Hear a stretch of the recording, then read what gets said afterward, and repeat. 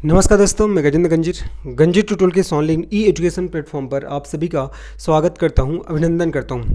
आगामी हमारे छत्तीसगढ़ में जो प्रयोगशाला परिचारक, प्रयोगशाला तकनीशियन और जो अन्य भर्तियां होने वाली हैं, उन सभी भर्तियों को ध्यान में रखते हुए आज हम लोग पुनः साइंस का एक महत्वपूर्ण टॉपिक सेल बायोलॉजी अर्थात कोशिका विज्ञान के बारे में पढ़ेंगे और ये इसका दूसरा क्लास है। इसके पहले वाले क्लास में मैंने आप लोग को इन सब चीज़ के बारे में पढ़ा दिया था, है ना। इन सभी चीज़ों के बारे में आप लोग को पढ़ा दिया था। कोशिका क्या है, कोशिका के संबंधित मैंने साइंटिस्ट के आप लोग को नाम बताए थे। फिर मैंने बताया था भाई आपको सबसे बड़ी कोशिका कौन सी होती है, सबसे छोटी कोशिका कौन सी होती है, कोशिका के कौन कौन से कोशिकांग को किस किस नाम से जाना जाता है, मैंने बताया था। फिर मैंने आप लोग को प्लांट सेल पढ़ाना शुरू किया था, मैंने स्ट्रक्चर भी बनाया था देखो। उसके बाद मैंने कोशिका भित्ति पढ़ाया था, सेल वॉल के बाद मैंने सेल मेम्ब्रेन पढ़ाया था आप लोग को। फिर मैंने पढ़ाया था न्यूक्लियस के बारे में, केंद्रक के बारे में, फिर माइटोकॉन्ड्रिया। उसके बाद मैंने पढ़ाया था राइबोसोम के बारे में, फिर मैंने पढ़ाया था आप लोग को लाइसोसोम के बारे में, ठीक है। तो अगर आपने इस पहले वाले पार्ट को नहीं देखा है तो प्लेलिस्ट में जाइएगा, एनसीईआरटी बेस्ड साइंस करके आप लोग प्लेलिस्ट में मिल जाएगा गंजी ट्यूटोरियल के यूट्यूब चैनल में। तो वहाँ जाइएगा और इससे पहले वाले पार्ट को आप लोग बिल्कुल देख लीजिएगा, है ना। इसका सेकंड पार्ट है। इसके सेकंड पार्ट में हम लोग आज कंप्लीट करेंगे पूरा जितना जो बचा हुआ है कोशिका का सबको आज हम लोग कंप्लीट करेंगे, ठीक है। चलो, तो आज हम लोग पढ़ेंगे किसके बारे में। आज हम लोग को पढ़ना है क्लोरोप्लास्ट के बारे में पढ़ना है। क्लोरोप्लास्ट के बाद वैक्यूल पढ़ेंगे, राजधानी के बाद पढ़ना है आपका एंडोप्लाज्मिक रेटिकुलम अंतःप्रद्रव्य जालिका। इसके बाद हम लोग को पढ़ना है कोशिका द्रव्य के बारे में। फिर हम लोग जानेंगे क्रोमोसोम के बारे में। फिर हमको डीएनए आरएनए के बारे में जानना है ना। और उसके बाद हम लोग आज जानेंगे आखिर आपका प्रोकैरियोटिक और यूकैरियोटिक सेल में क्या डिफरेंस होता है। चलो ठीक है, फिर आज की इस क्लास को शुरू करते हैं। और ये इसका दूसरा पार्ट है ना। इसके पहले पार्ट अगर आपने नहीं देखा तो बिल्कुल जाकर देखिएगा। चलो, तो आज हम लोग पढ़ना शुरू करते हैं किसके बारे में, क्लोरोप्लास्ट, ठीक है। तो चलिए अभी हम लोग पढ़ना शुरू करते हैं क्लोरोप्लास्ट के बारे में। क्लोरोप्लास्ट को पढ़ने से पहले मैं आप लोग को बताना चाहूँगा, एक होता है आपका प्लास्टिड, एक क्या होता है आपका प्लास्टिड होता है। प्लास्टिड को आपका हिंदी में लवक बोलते हैं। क्या बोलते हैं आपका, लवक बोलते हैं। और प्लास्टिड के बारे में ध्यान रखना है, इसकी खोज हैकल नामक साइंटिस्ट ने किया था, है ना। प्लास्टिड की खोज हैकल नामक साइंटिस्ट ने किया था। इसे आपका प्लांट का कलरिंग पार्ट बोलते हैं, ठीक है। इसकी खोज याद रखिएगा जी, इसकी खोज किसने किया था, हैकल नामक साइंटिस्ट ने। इसकी खोज हैकल नामक साइंटिस्ट ने किया था, हैकल नामक साइंटिस्ट ने किया था, ध्यान रखना है, ठीक है। और इसको क्या बोलते हैं, आपका प्लास्टिड को, मैं बात कर रहा हूँ प्लास्टिड, है ना। इसी प्लास्टिड के अंदर ही क्लोरोप्लास्ट आता है, इसलिए मैं पहले प्लास्टिड पढ़ा रहा हूँ। तो प्लास्टिड की खोज किसने किया था, हैकल नामक साइंटिस्ट ने। और प्लास्टिड क्या होता है, ये आपका प्लांट्स का, है ना, ये प्लांट्स का कलरिंग पार्ट होता है। प्लांट्स का क्या होता है, कलरिंग पार्ट्स, ये प्लांट का कलरिंग पार्ट्स होता है, ये आपको याद रखना है। ये प्लांट्स का कलरिंग पार्ट होता है, बहुत इंपॉर्टेंट है। और आगे क्या ध्यान रखोगे, याद रखना आपका, ये प्लांट में ना प्लास्टिड 3 प्रकार के पाए जाते हैं। अगर मैं प्लांट में प्लास्टिड की बात करूँ, है ना, प्लांट में अगर मैं प्लास्टिड की बात करूँ तो ये 3 प्रकार के पाए जाते हैं प्रमुख रूप से। पहला हो जाएगा, पहला क्या होगा, क्लोरोप्लास्ट। इसी क्लोरोप्लास्ट के बारे में आज आप लोग को पूरा पढ़ाऊंगा। पहला आपका क्लोरोप्लास्ट, ठीक है। और दूसरा होगा आपका क्रोमोप्लास्ट हो जाएगा। और तीसरा हो जाएगा आपका ल्यूकोप्लास्ट। तीसरा क्या होगा, ल्यूकोप्लास्ट हो जाएगा, ठीक है। तो अब ध्यान रखिएगा, हमको पढ़ना है क्लोरोप्लास्ट के बारे में, है ना। और ये किसके अंतर्गत आता है, प्लास्टिड के अंतर्गत।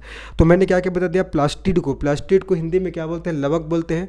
इसकी खोज हैकल नामक साइंटिस्ट ने किया था। और ये प्लास्टिड प्लांट का कलरिंग पार्ट होता है, ठीक है। और प्लांट में आपका प्रमुख रूप से 3 आपका क्या पाए जाते हैं, प्लास्टिड पाए जाते हैं। कौन कौन सा, क्लोरोप्लास्ट, क्रोमोप्लास्ट और आपका ल्यूकोप्लास्ट, ठीक है। क्लोरोप्लास्ट, क्रोमोप्लास्ट और आपका ल्यूकोप्लास्ट, जिसमें से हम लोग को किसके बारे में पढ़ना है, वैसे मैं तीनों के बारे में आप लोग पढ़ाऊंगा। लेकिन देखो यहाँ पास मैंने हेडिंग डाला है क्लोरोप्लास्ट, तो इन तीनों के बारे में आप लोग को बताऊंगा, लेकिन विशेष रूप से हमको प्राथमिकता देना है क्लोरोप्लास्ट को, ठीक है। तो चलिए हम लोग को पढ़ना शुरू करते हैं क्लोरोप्लास्ट के बारे में।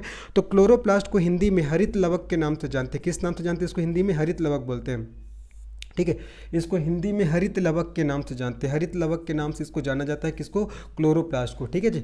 और इसी क्लोरोप्लास्ट को क्या बोलते हैं, प्लांट सेल का किचन बोलते हैं, ठीक है। पादप कोशिका का, इसे प्लांट सेल का क्या बोला जाता है, किचन बोला जाता है, ठीक है। इसे प्लांट सेल का किचन कहते हैं। ये केवल आपका प्लांट सेल में पाया जाएगा, ये आपका एनिमल सेल में नहीं पाया जाता। जो क्लोरोप्लास्ट होता है ना, ये केवल आपका प्लांट सेल में पाया जाता है, ये आपका एनिमल सेल में नहीं पाया जाता, ये आपको ध्यान रखना है ना।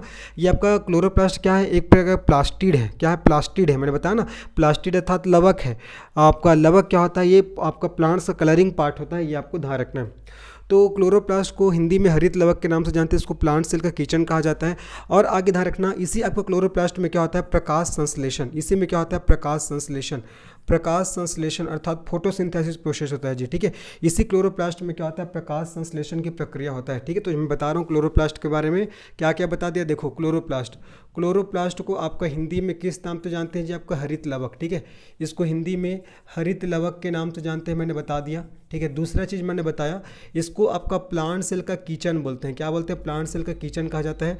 तीसरा, यहाँ क्या होता है, आपका फोटोसिंथेसिस प्रोसेस होता है। क्या होता है बोलो, यहाँ होता है आपका फोटोसिंथेसिस प्रोसेस होता है, अर्थात प्रकाश संश्लेषण की प्रक्रिया होता है, ये आपको ध्यान रखना है।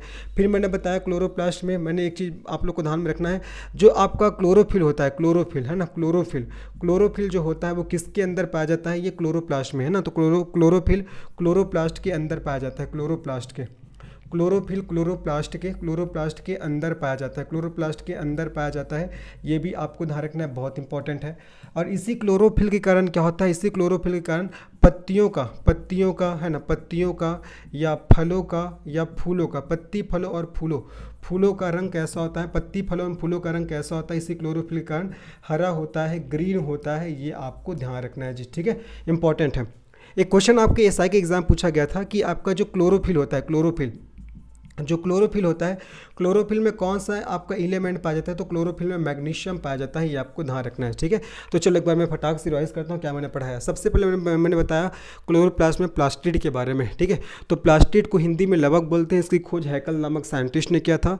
और इस प्लास्टिड को प्लांट का कलरिंग पार्ट कहा जाता है, ठीक है। ये प्लांट का कलरिंग पार्ट होता है। और प्लास्टिड बेसिकली 3 प्रकार के होते हैं, क्लोरोप्लास्ट, क्रोमोप्लास्ट और आपका ल्यूकोप्लास्ट, ठीक है। ये आपका क्या है, क्रोमोप्लास्ट है, फिर ल्यूकोप्लास्ट।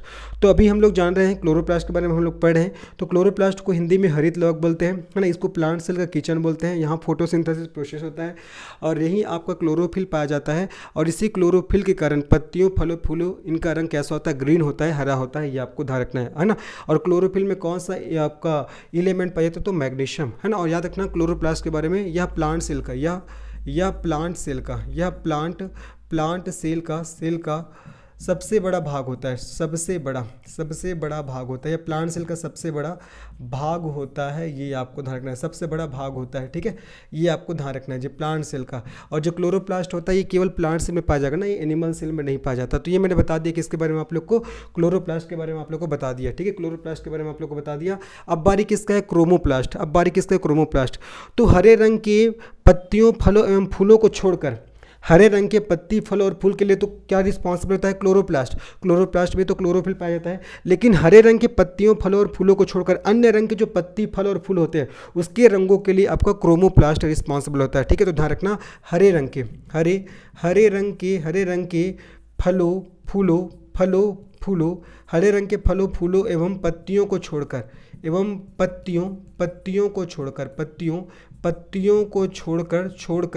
अन्य रंग के, ठीक है, अन्य रंग के फलों, फूलों एवं पत्तियों, अन्य रंग के फलों एवं फूलों के रंगों के लिए क्या होता है, ये रिस्पॉन्सिबल होता है, जिम्मेदार होता है। अगर आपसे पूछेगा कि हरे रंग के फलों, फूलों, पत्तियों के लिए कौन सा आपका प्लास्टिड रिस्पॉन्सिबल होता है, तो आप बताओगे क्लोरोप्लास्ट। लेकिन हरे रंग को छोड़कर जो अन्य रंग के फल, फूल और पत्ती है उसके लिए कौन सा आपका प्लास्टिड रिस्पॉन्सिबल होता है, तो क्रोमोप्लास्ट होता है, ये आपको ध्यान रखना है ना। अब चलिए मैं आप लोग को बताता हूँ, बहुत इंपॉर्टेंट है। अगर आपसे पूछेगा, चलो यहाँ पास से बना दे रहा हूँ, यहाँ पास देखो जी, है ना। अभी हम लोग पढ़े क्रोमोप्लास्ट के बारे में। तो अगर आपसे ऐसा पूछता है, अगर आपसे पूछेगा टमाटर का जो लाल रंग होता है, टमाटर का लाल रंग वो कौन से पिगमेंट के कारण होता है, तो आपका लाइकोपिन पिगमेंट के कारण होता है। और ये लाइकोपिन कहाँ पाया जाएगा, ये पाया जाएगा आपका क्रोमोप्लास्ट में, कहाँ, ठीक है, क्रोमोप्लास्ट में, ये क्रोमोप्लास्ट में पाया जाता है, ठीक है, ये क्रोमोप्लास्ट में पाया जाता है। तो टमाटर का लाल रंग लाइकोपिन पिगमेंट अर्थात लाइकोपिन वर्णक के कारण होता है, और लाइकोपिन वर्णक है ये क्रोमोप्लास्ट में पाया जाएगा। बात करता हूँ मैं जैसे कि गाजर का जो आपका नारंगी रंग होता है, गाजर का नारंगी रंग होता है, वो आपका कैरोटीन वर्णक के कारण होता है, कैरोटीन वर्णक के कारण होता है, ध्यान रखना है। अगर आपसे पूछेगा जो आपका पीले रंग के फलों के लिए, पीले रंग के फलों एवं फूलों के लिए, पीले रंग के फलों और फूलों के लिए कौन सा पिगमेंट रिस्पॉन्सिबल होता है, तो आपको बताना है जैंथोफिल। क्या हो जी, आपका जैंथोफिल। और ये भी कहाँ पाया जाएगा, ये आपका क्रोमोप्लास्ट में पाया जाएगा, ठीक है, क्रोमोप्लास्ट में जैंथोफिल इसके लिए रिस्पॉन्सिबल होता है।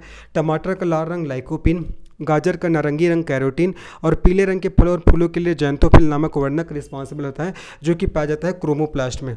फिर अगर आपसे ऐसा पूछ दिया कि चुकंदर का लाल रंग, ठीक है, चुकंदर का गहरा गहरा लाल रंग, इसके लिए कौन सा आपका वर्णक रिस्पॉन्सिबल होता है, तो बीटानोन। क्या हो जाएगा जी आपका बीटानोन, जो कहाँ पाया जाएगा, क्रोमोप्लास्ट में पाया जाएगा। ये आपको ध्यान रखना, बीटानोन हो जाएगा ना। अगर आपसे पूछेगा कि आपका टमाटर को छोड़कर लाल रंग के ना, टमाटर को छोड़कर लाल रंग के फूलों और पत्तियों के लिए कौन सा वर्णक रिस्पॉन्सिबल होता है, तो आपको बताना है साइकोएरिथ्रिन। क्या जी आपका साइकोएरिथ्रिन इसके लिए रिस्पॉन्सिबल होता है, साइकोएरिथ्रिन, है ना, साइकोएरिथ्रिन, ठीक है। और अगर आपसे ऐसा पूछता है कि बैंगनी रंग के फलों और फूलों के लिए, बैंगनी रंग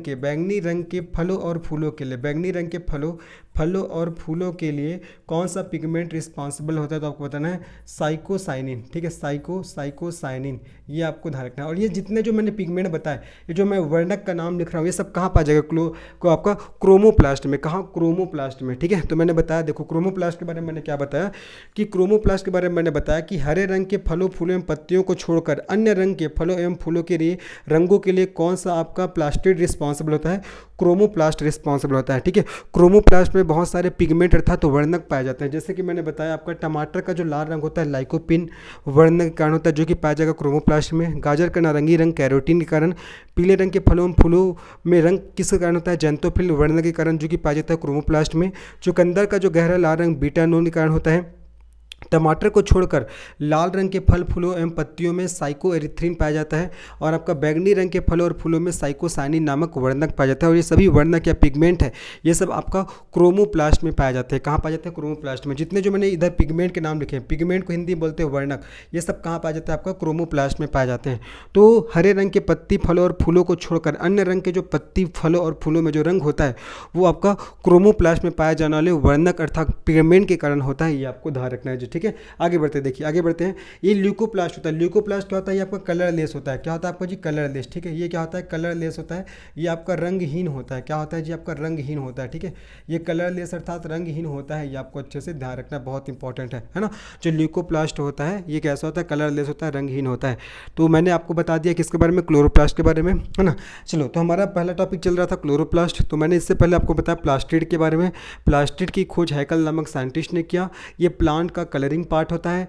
और प्लास्टिड में मैंने 3 नाम बताए, क्लोरोप्लास्ट, क्रोमोप्लास्ट और ल्यूकोप्लास्ट, जिसमें से क्लोरोप्लास्ट को हरित लौक बोलते हैं, है ना। ये केवल प्लांट सेल में पाया जाएगा, इसको ये एनिमल सेल में नहीं पाया जाता है। इसको प्लांट सेल का किचन बोलते हैं। क्यों, क्योंकि यही फोटोसिंथेसिस प्रोसेस होता है। और फोटोसिंथेसिस प्रोसेस के द्वारा यही पेड़ पौधे अपने लिए भोजन का निर्माण करते हैं और ऑक्सीजन को मुक्त करते हैं, और उसी ऑक्सीजन को हम लोग श्वसन के रूप में ग्रहण करते हैं। फिर मैंने बताया आपका इसी क्लोरोप्लास्ट में क्या पाया जाता है, क्लोरोप्लास्ट में क्या पाया जाता है, क्लोरोफिल पाया जाता है। और उसी क्लोरोफिल के कारण पत्तियों, फलों एवं फूलों का रंग हरा होता है, ठीक है। और क्लोरोफिल में मैग्नीशियम एलिमेंट पाया जाता है। और याद रखना, ये आपका जो क्लोरोप्लास्ट होता है प्लांट सेल का सबसे बड़ा भाग होता है, ये भी ध्यान रखेंगे। हिंदी में इसको हरित लौक बोलते हैं। फिर मैंने बताया भाई किसके बारे में, क्रोमोप्लास्ट। तो क्रोमोप्लास्ट के बारे में मैंने बताया कि हरे रंग के फलों, फूलों एवं पत्तियों को छोड़कर अन्य रंग के फलों, फूलों एवं पत्तियों के रंग के लिए रिस्पॉन्सिबल कौन होता है, क्रोमोप्लास्ट होता है। जैसे कि मैंने कुछ वो बताया, वर्णक बताए। तो ये सभी वर्णक कहाँ पाया जाता है, पिगमेंट आपका क्रोमोप्लास्ट में। टमाटर का लाल रंग लाइकोपिन, गाजर का नारंगी रंग कैरोटीन, पीले रंग के फलों एवं फूलों के लिए जैंथोफिल वर्णक पाया जाता है। चुकंदर का गहरा लाल रंग, ये बीटानोन के कारण होता है। और आपका टमाटर को छोड़कर लाल रंग के फलों, फूलों एवं पत्तियों में साइकोएरिथ्रिन नामक वर्णक पाया जाएगा। और बैगनी रंग के फलों और फूलों के लिए साइकोसाइनिन नामक वर्णन या पिगमेंट रिस्पॉन्सिबल होता है। ये आपको ध्यान रखना है ना। तो ये हो जाएगा किसके बारे में, क्लोरोप्लास्ट के बारे में। किसके बारे में जी, क्लोरोप्लास्ट के बारे में, है ना। मैंने पूरा आप लोग को पढ़ा दिया। और ल्यूकोप्लास्ट मैंने बताया ये कलरलेस होता है, रंगहीन होता है, ध्यान रखना है, ठीक है। तो क्लोरोप्लास्ट भी बता दिया मैंने क्रोमोप्लास्ट भी बता दिया, मैंने ल्यूकोप्लास्ट भी बता दिया। सभी बातों को आपको ध्यान में रखना है, ठीक है। चलो आगे बढ़ते हैं। अब हम लोग आगे बढ़ते हैं जी, ये हो जाएगा। अब आगे बढ़ते हैं। अब हम लोग पढ़ते हैं राजधानी। राजधानी को आपका इंग्लिश में किस नाम से जानते हैं, राजधानी को आपका वैक्यूल, ठीक है। इसको आपका वैक्यूल के नाम से जानते हैं, है ना। और इसकी खोज डुजार्डिन नामक साइंटिस्ट ने किया था। इसकी जो खोज किया था, इसकी खोज किसने किया था, डुजार्डिन, है ना। इसकी खोज आपका डुजार्डिन नामक साइंटिस्ट ने किया था। आपका डुजार्डिन, है ना। डुजार्डिन नामक साइंटिस्ट ने किया था इसकी खोज। इसकी खोज डुजार्डिन नामक साइंटिस्ट ने किया था, ये आपको ध्यान रखना है। राजधानी अर्थात वैक्यूल, जैसे कि मैं आप लोग को डायग्राम में दिखाता हूँ। मैंने जो डायग्राम बनाया था, देखो जी, मैंने जो डायग्राम बनाया था, ये जो डायग्राम आपको दिख रहा है ना, ये कहलाता है, देखो ये कहलाता है आपका राजधानी या वैक्यूल, जिसमें वाटर भरा हुआ है, ठीक है, ये राजधानी या वैक्यूल कहलाता है। तो चलिए अभी हम लोग पढ़ते हैं किसके बारे में, हम लोग पढ़ते हैं राजधानी के बारे में। तो इसकी खोज किसने किया था, डुजार्डिन नामक साइंटिस्ट ने किया था, ये आपको ध्यान रखना है, ठीक है। आपको ध्यान रखना है, ये क्या करता है, इमरजेंसी कंडीशन के लिए, ये इमरजेंसी कंडीशन के लिए पानी को, पोषक तत्वों को, इसको स्टोर करके रखता है। ये करता क्या है, यह इमरजेंसी कंडीशन के लिए, यह इमरजेंसी कंडीशन के लिए, इमरजेंसी कंडीशन के लिए पानी, पोषक तत्वों और विटामिन को स्टोर करके रखता है, और विटामिन को क्या करता है, स्टोर करके रखता है, और विटामिन को स्टोर करके, ठीक है जी, स्टोर करके रखता है। ये आपको ध्यान रखना है। मतलब इमरजेंसी केस के लिए जो राजधानी क्या करता है, इमरजेंसी केस के लिए, इमरजेंसी कंडीशन के लिए पानी को, पोषक तत्वों को और विटामिन को स्टोर करके रखता है, ध्यान रखना है, ठीक है। इसे पॉकेट ऑफ सेल कहा जाता है। ये जो आपका राजधानी है, राजधानी को क्या बोलते हैं, पॉकेट, इसको पॉकेट ऑफ सेल के नाम से जानते हैं, इसको पॉकेट ऑफ सेल कहा जाता है, ठीक है। तीसरा चीज़ और ध्यान रखना है इसके बारे में, क्या ध्यान रखोगे कि प्लांट सेल में इसका साइज बड़ा होता है। जो प्लांट सेल होता है, तो प्लांट सेल में इसका साइज बड़ा होता है। प्लांट सेल में क्या होता है, जिसका साइज कैसा होता है, बड़ा होता है, ये आपको ध्यान रखना है। प्लांट सेल में इसका साइज बड़ा होता है, जबकि एनिमल सेल में इसका साइज छोटा होता है। जबकि जो एनिमल सेल होता है, तो एनिमल सेल में इसका साइज छोटा होता है। एनिमल सेल में इसका साइज कैसा होता है, छोटा होता है, ये आपको ध्यान रखना है। प्लांट सेल में इसका साइज बड़ा होता है और एनिमल सेल में इसका साइज कैसा होता है, आपका छोटा होता है, ये आपको ध्यान रखना है, ठीक है। ये जगह किसके बारे में, आपका राजधानी के बारे में हो जाएगा। और इसके चारों ओर एक झिल्ली होती है, ठीक है। ये जो आपका राजधानी है, ये जो राजधानी है, राजधानी के चारों ओर एक झिल्ली आपको दिखाई देगा। ये मैं बना रहा हूँ, ये राजधानी है, तो इसके चारों ओर ऐसे एक झिल्ली पाया जाता है। इसी झिल्ली को टोनोप्लास्ट बोलते हैं। तो अगर पूछेगा कि टोनोप्लास्ट कहाँ पाया जाता है, तो आप बताओगे राजधानी में, है ना। तो याद रखना है, इसके चारों ओर एक झिल्ली पाया जाता है, जिसके चारों ओर एक झिल्ली पाया जाता है, इसके चारों ओर एक झिल्ली पाया जाता है, इसके चारों ओर एक झिल्ली पाया जाता है, जिसे टोनोप्लास्ट कहा जाता है। जिसे क्या कहते हैं, जिसे टोनोप्लास्ट कहा जाता है, ये ध्यान रखना है। तो पूछेगा टोनोप्लास्ट का संबंध किससे, तो आपको बताना है राजधानी से अर्थात वैक्यूल से, ठीक है। तो ये जो मैंने डायग्राम बताया था, ये जो मैंने डायग्राम जो बनाया था स्टार्टिंग में, ये वाला डायग्राम देखिएगा ना, ये जो मैंने डायग्राम बनाया था, इसमें से ये जो स्ट्रक्चर मैंने बनाया है, ये इसी को बोलते हैं वैक्यूल या राजधानी। ये इमरजेंसी कंडीशन के लिए वाटर को, मिनरल्स को और विटामिन को स्टोर करके रखता है, इमरजेंसी कंडीशन के लिए। और प्लांट सेल में इसका साइज कैसा होगा, बड़ा होगा, और एनिमल सेल में छोटा, क्योंकि एनिमल सेल को आपका प्लांट सेल के कंपेयर में पानी का रिक्वायरमेंट थोड़ा कम होता है। हालांकि एनिमल सेल को भी पानी का रिक्वायरमेंट होता है, लेकिन प्लांट सेल को थोड़ा ज़्यादा होता है। फिर मैंने बताया, ये जो आपका राजधानी है, राजधानी के ऊपर में एक आपका झिल्ली पाया जाता है, एक लेयर पाया जाता है, जिसको टोनोप्लास्ट के नाम से जानते हैं। और इसकी खोज किसने किया था, डुजार्डिन नामक साइंटिस्ट ने किया था, ये आपको ध्यान रखना है, ठीक है। तो इस प्रकार से मैंने आपको वैक्यूल अर्थात राजधानी के बारे में भी पढ़ा दिया, ठीक है। राजधानी के बारे में चलो एक बार जल्दी से रिवाइज कराता हूँ। राजधानी की खोज डुजार्डिन नामक साइंटिस्ट ने किया था। दूसरा चीज़, ये इमरजेंसी कंडीशन के लिए पानी को, पोषक तत्वों को और विटामिन को स्टोर करके रखता है। तीसरा, इसको पॉकेट ऑफ सेल बोलते हैं। चौथा, प्लांट सेल में इसका साइज बड़ा होता है, एनिमल सेल में इसका साइज छोटा होता है, और इसके चारों ओर एक झिल्ली पाया जाता है, जिसे आपका टोनोप्लास्ट के नाम से जानते हैं। किस नाम से, टोनोप्लास्ट के नाम से जानते हैं। और ये आप देख रहे हो डायग्राम, ये आपका वैक्यूल का डायग्राम है, ये आपको याद रखना है, ना। इस प्रकार से हमने राजधानी भी कंप्लीट कर ली। अब आगे बढ़ते हैं। राजधानी के बाद अभी हम लोग पढ़ेंगे अंतःप्रद्रव्य जालिका, ठीक है। अंतःप्रद्रव्य जालिका पढ़ने से पहले एक चीज़ और मैं आपको बताना चाहूँगा। ये तो राजधानी हो गया। राजधानी के बाद पहले हम लोग पढ़ लेते हैं गोल्जी बॉडी के बारे में। किसके बारे में, गोल्जी बॉडी, ठीक है। चलिए अभी हम लोग पढ़ते हैं किसके बारे में, गोल्जी बॉडी। गोल्जी बॉडी, या इसी को आपका गोल्जी काय के नाम से भी जानते हैं। किस नाम से जानते हैं, गोल्जी काय, ठीक है। गोल्जी बॉडी या गोल्जी काय, इसके बारे में हम लोग पहले पढ़ेंगे, ठीक है। ये उसके बाद मैं अंतःप्रद्रव्य जालिका आप लोग को पढ़ाऊंगा, ठीक है। इसका स्ट्रक्चर इस प्रकार से होता है। चलो इसको मैं दिखा दे रहा हूँ। मैंने डायग्राम जो बनाया हुआ है, उसी डायग्राम में हम लोग चलते हैं। इसका स्ट्रक्चर कैसा होता है देख लो। ये जो ऊपर में दिख रहा है, ये जो आपको ऊपर में दिख रहा है, ये वाला स्ट्रक्चर, इसी को बोलता है आपका गोल्जी बॉडी या गोल्जी काय। ये स्ट्रक्चर जो दिख रहा है, जिसी को बोलता है आपका गोल्जी बॉडी या गोल्जी काय। तो चलिए इसके बारे में जानते हैं क्या क्या महत्वपूर्ण बातें हैं, जहाँ से आपके एग्जाम में क्वेश्चन बनते हैं, ठीक है। चलो तो गोल्जी बॉडी या गोल्जी काय के बारे में जानते हैं। तो सबसे पहले ध्यान रखने इसको क्या बोलते हैं, इसको आपका ट्रांसपोर्टेशन यूनिट ऑफ सेल बोलते हैं, ठीक है। इसको क्या बोलते हैं, इसको आपका ट्रांसपोर्टेशन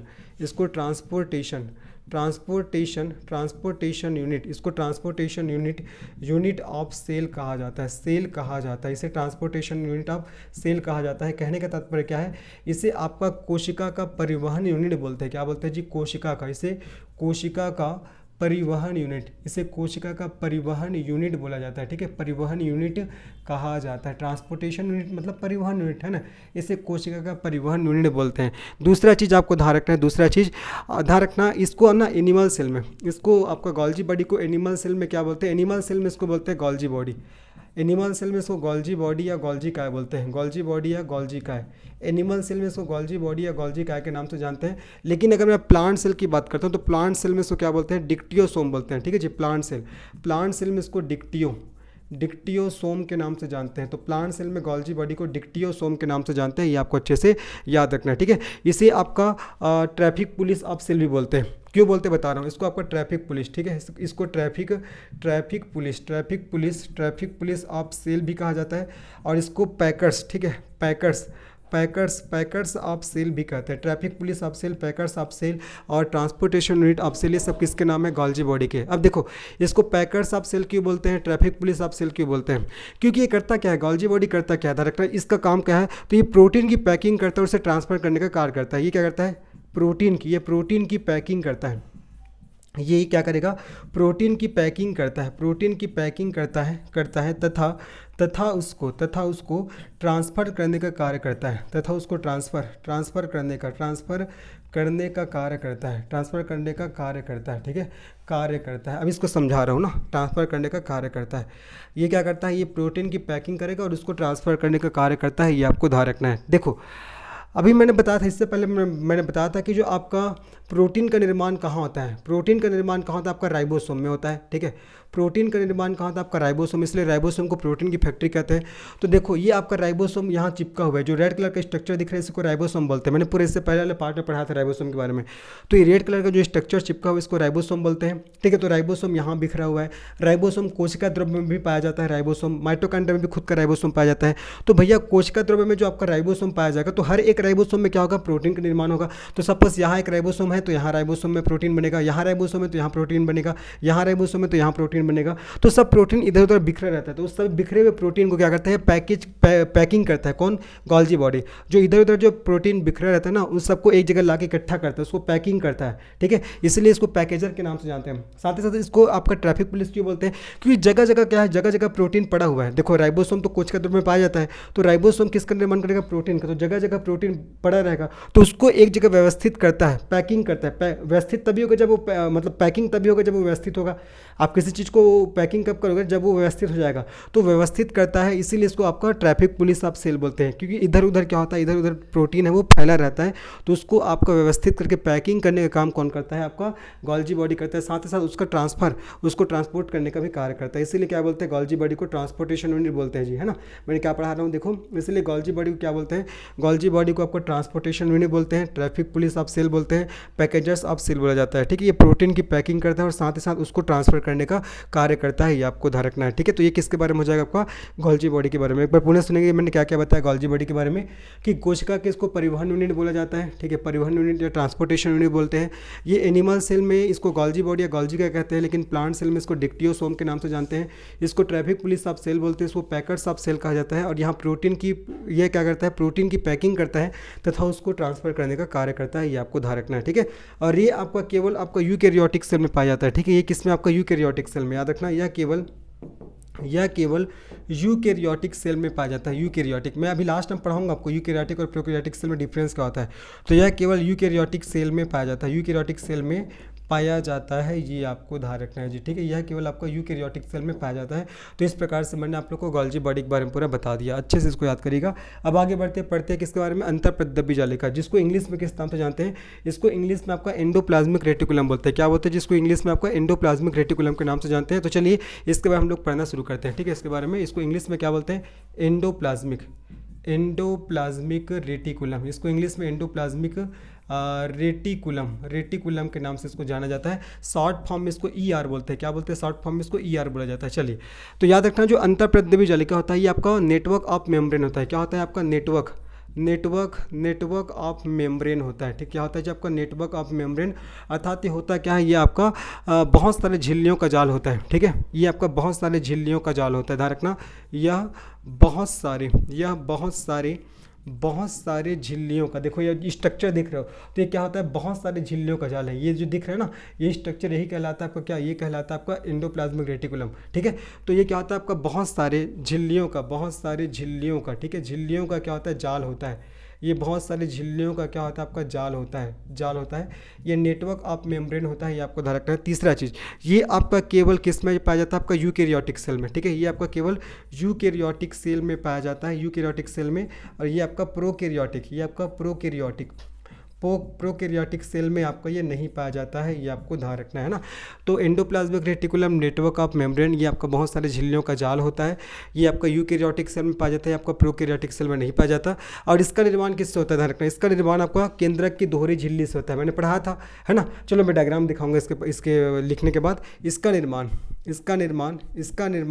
केंद्रक की दोहरी झिल्ली से होता है। इसका निर्माण केंद्रक की दोहरी झिल्ली से होता है। इसका निर्माण केंद्रक की दोहरी झिल्ली से होता है। इसका निर्माण केंद्रक की दोहरी झिल्ली से होता है, ये आपको ध्यान रखना है। उसके बाद क्या ध्यान रखेंगे कि यह कंकाल की तरह केंद्रक के चारों ओर फैला रहता है। केंद्रक के चारों ओर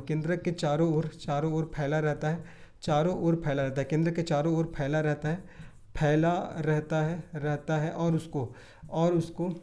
उसको प्रोटेक्शन प्रोवाइड करता है। और उसको क्या करता है, प्रोटेक्शन प्रोवाइड करता है। और उसको प्रोटेक्शन प्रोवाइड करता है। ठीक है जी, और उसको प्रोटेक्शन प्रोवाइड करता है, ये आपको याद रखना है। ठीक है, मैंने बताया ये कंकाल की तरह केंद्र के चारों ओर फैला रहता है और उसको प्रोटेक्शन प्रोवाइड करता है, बहुत इंपॉर्टेंट है। ठीक है, इंपॉर्टेंट है। अभी मैं चलो ऐसे करता हूँ, पहले इसको दिखाई देता हूँ जी डायग्राम में। देखो पहले डायग्राम जो मैंने बनाया था,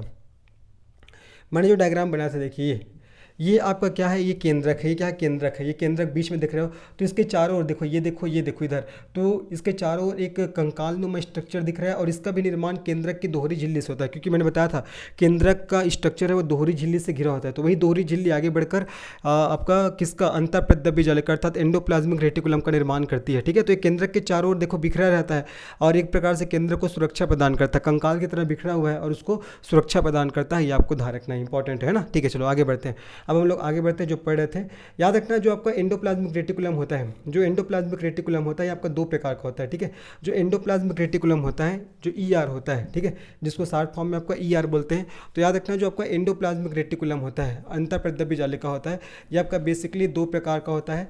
पहला होता है आपका रफ एंडोप्लाज्मिक रेटिकुलम होता है, और दूसरा क्या होता है आपका स्मूथ।